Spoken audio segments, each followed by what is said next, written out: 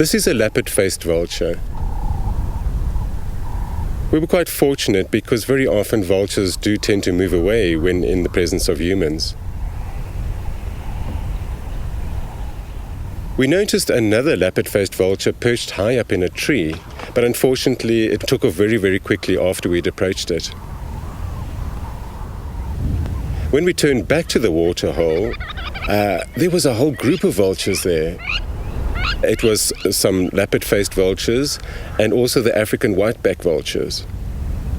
And they also seemed to be interested in the water specifically, but didn't quite manage to get down the banks of this waterhole and seemed a little bit nervous to actually jump down to the water's edge itself.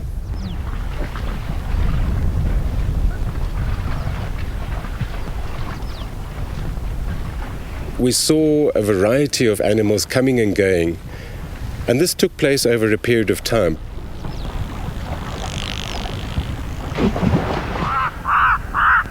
I don't know if it was the animal movement that eventually scared them off slightly, but then they moved away and they moved to the side of the waterhole and huddled in a bit of a group there.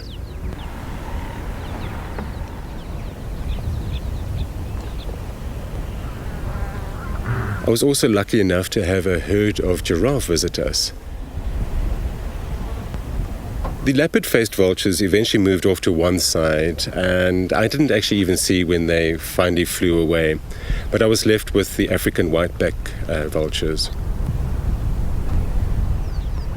All the while they were huddled in this group, they were exercising great tolerance and patience. Tolerance perhaps with our presence, and patience perhaps in waiting for their turn to get to the precious liquid.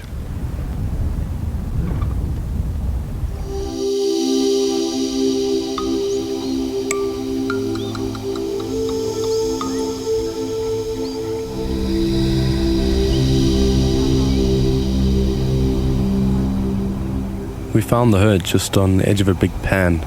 They were in the process of having a quick drink before heading off into the forest.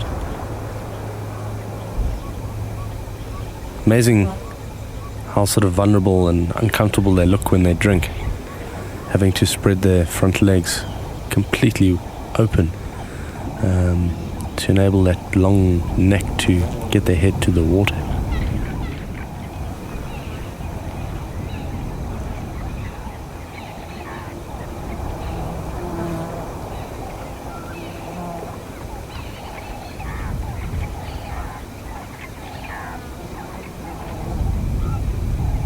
Amazing how they also peel back that top lip. That top lip is quite a useful tool that they have. You can see it with their feeding, and now with the drinking they have to really lift it up to get some water.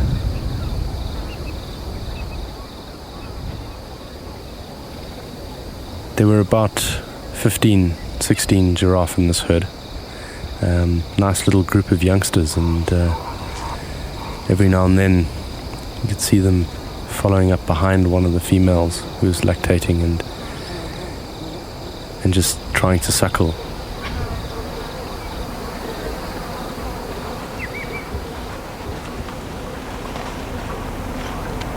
They were feeding on Kalahari apple leaf flowers that had just come into bloom in the last couple of weeks. Very pale light green coloured flowers, sort of almost cabbagey colour.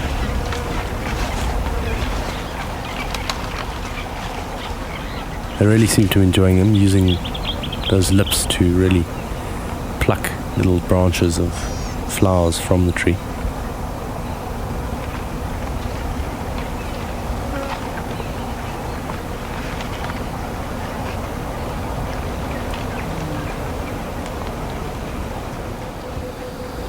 A lot of sort of interaction between the various individuals, and you could see a male moving in between, and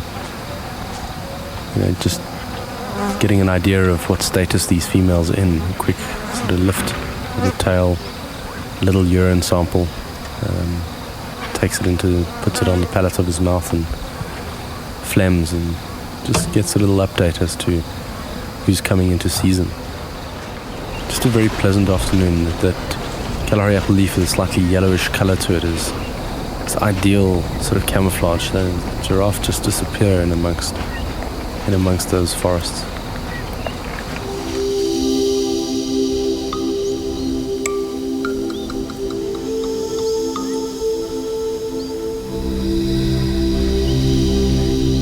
A strange shape moved in the short grass, and we moved closer to take a look.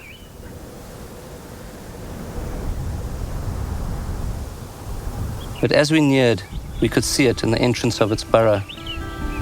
To our amazement, it was an aardwolf.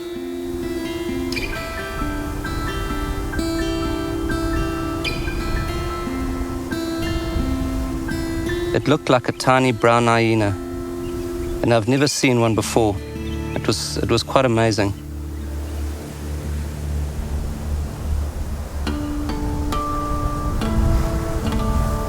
It was shivering, and we knew this had nothing to do with us and everything to do with the cold, as it could have easily disappeared down its burrow.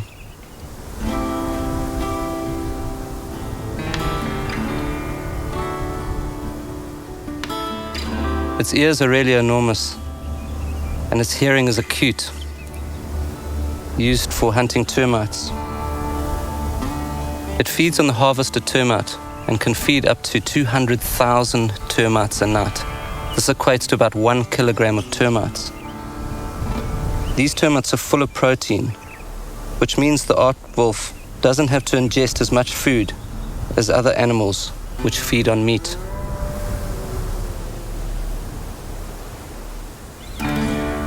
Aardwolves are nocturnal, so they aren't usually seen in the day. And only near sunset did it surprise us, abruptly exiting its burrow.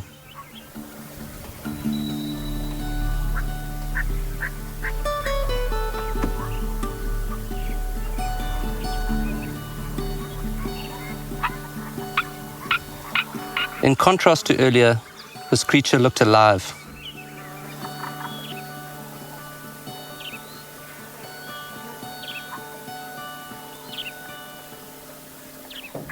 Then it moved off, marking its scent, and then zigzagging into the early evening light.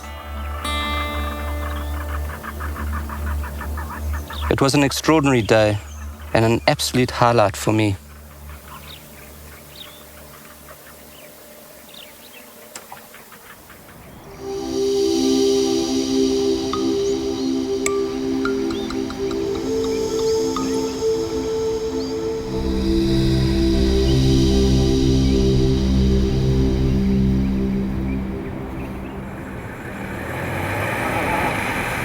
We're very lucky here. What you can do is launch in the estuary and make your way through the whole estuary system down to the river mouth and out through the channel out into the open ocean.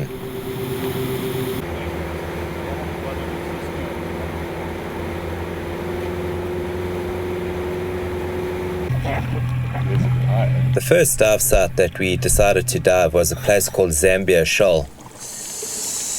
And once in the water, the visibility was exceptional. It was between 20 and 30 meters. It starts at about 12 to 13 meters, and immediately you could see that there was huge volumes of fish here.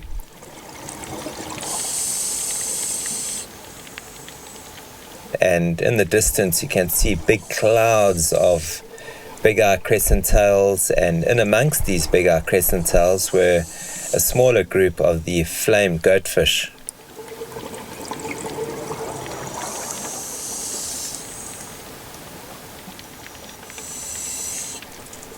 What was very nice is because there's obviously not too much scuba diving going on in this particular area, most of the fish are pretty happy with us being in their environment, and we could get really close to the big eyes, almost right into the shoal, and it gives a really nice perspective of how these animals stick so closely together.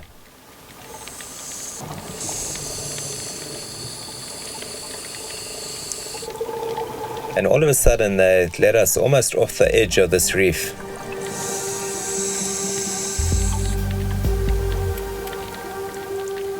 It was one of the most spectacular drop-offs I've seen on the East Coast.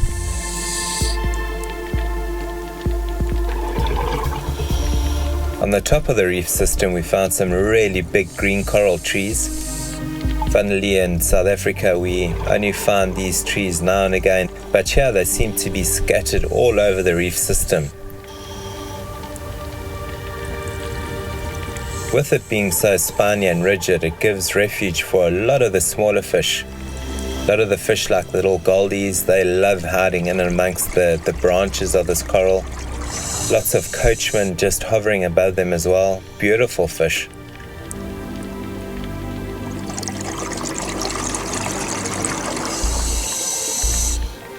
When we were on our way back, we came across the big whale shark, just slowly making his way down south towards southern Africa.